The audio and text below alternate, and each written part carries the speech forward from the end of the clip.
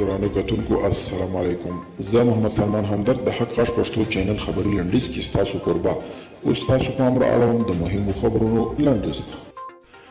د افغانستان لپاره د پاکستان سفیر منصور احمد خان ویلي اسلام آباد د افغانستان د سولې روانې پروسې د بریالیتوب او سیاسي حل موندنې لپاره افغان حکومت له مشرتابه نیولې تر بېلابېلو مهمو سیاستوالو او طالبانو پورې ټول سر په اړیکه کې دي.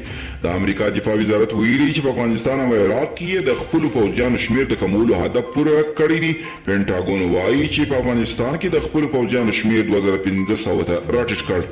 په نړۍ کې د کورونا وبا له امله د مړو شمېر شلو کسانو شمېر له 2 میلیون واوښت. دا په داسې حال کې دی چې تازه د کورونا ویروس 3 نوي ډولونه چې په چټکۍ سره خپرېږي هم پیژندل شوي دي او له امله یې ځینو هېوادونو خپلې دروازې د ورتلونکو خلکو پر مخ تړلې دي.